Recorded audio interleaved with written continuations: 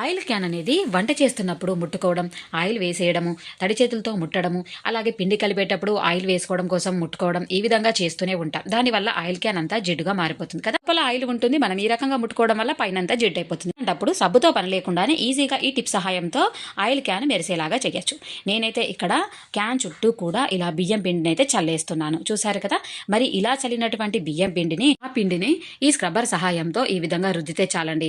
దానిపైన ఉన్నటువంటి జిడ్డు, మురికి అంతా కూడా పోతుందన్నమాట. చాలా అంటే చాలా బాగా పనిచేస్తుంది. ఉప్పు పెట్టి ఇదంతా క్యాన్ కడిగే అవసరమే లేదనమాట. ఈ విధంగా పిండితో మీరు రుద్దుకుంటే సరిపోతుంది. ఆయిల్ డబ్బా పైన ఉన్నటువంటి జిడ్డు అంతా కూడా పోయి క్యాన్ అంతా కూడా మంచిగా మెరిసేలాగా చేస్తుందన్నమాట. తర్వాత కొద్దిగా వాటర్ను చల్లేసి ఇలా ఒక క్లాత్ తో తుడుచుకుంటే చాలు. ఆయిల్ డబ్బాను తోమే పని లేకుండానే ఆయిల్ క్యాన్ పైన ఉన్నటువంటి జిడ్డు మరకలు పోగొట్టి డబ్బాను చక్కగా మెరిసేలా చేయొచ్చు. మీరు ఏ విధంగా ఆయిల్ డబ్బా క్లీన్ చేస్తారో నాకైతే కామెంట్ సెక్షన్ లో తెలియజేయండి. వీడియో నచ్చితే లైక్ చేయండి, మీ ఫ్రెండ్స్ కి షేర్ చేస్తూ ఛానల్ ని తప్పకుండా సబ్స్క్రైబ్ చేసుకోండి.